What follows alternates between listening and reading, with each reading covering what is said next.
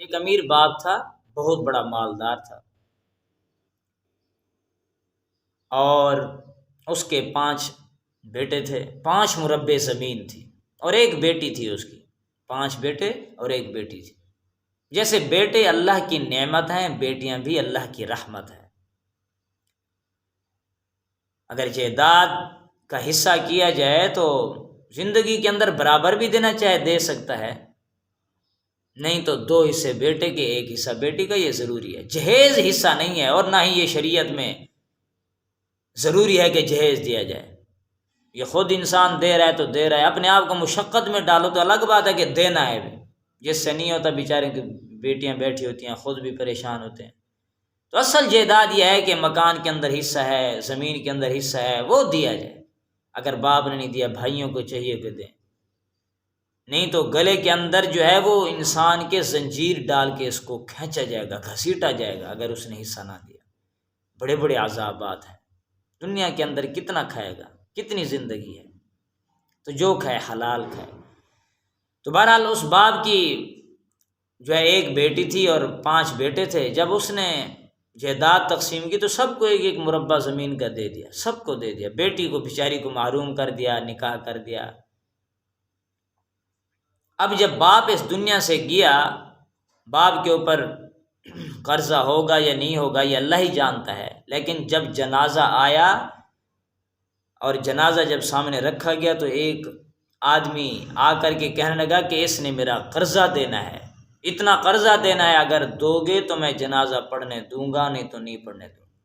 5 کے 5 بیٹے جس کو باپ نے دیا تھا، 5 مربع زمین جو اس نے تقسیم کیے تھے، 1 مربع، سب کے سب پیچھے خاموشی سے سر جھکا کے ٹھہرے ہوئے۔ وہ آگے بڑھے، وہ آگے بڑھے، کون بڑھے گا آگے؟ سب کے دل میں دنیا کی محبت ہے۔ جنازے کو تو عزت کے ساتھ جانے دیتے، کوئی آگے بڑھ جاتا۔ آخر ایک آدمی وہاں سے جنازے سے گیا جلدی سے ان کے گھر میں جہاں سے میت کو اٹھایا تھا، کہا ان کی کوئی بیٹی ہے، کوئی اور وارث ہے؟ اس کی بیٹی جلدی سے اٹھی، کہا کیا ہوا؟ کہا ایک آدمی آیا ہوا، وہ کہتا ہے کہ قرضہ ہے، اگر اس نے نہ دیا تو میں جنازہ نہیں پڑھنے دوں گا۔ چیخ اٹھی، بیٹی تھی۔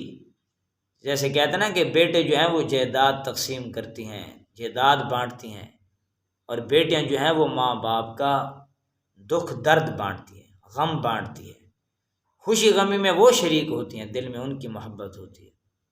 تو بہرحال یہ بیٹی اٹھی اور جلدی سے گئی جنازے پہ، اور جا کر کے کہا خدا کا واسطہ دے کر کے کہتی ہوں میں تجھے جو ہے وہ پیسے دوں گی، قرضہ ادا کروں گی، میں کروں گی، لیکن جنازہ تو عزت کے ساتھ جانے دے، میرے باپ کے جنازے کو ذلیل نہ کر۔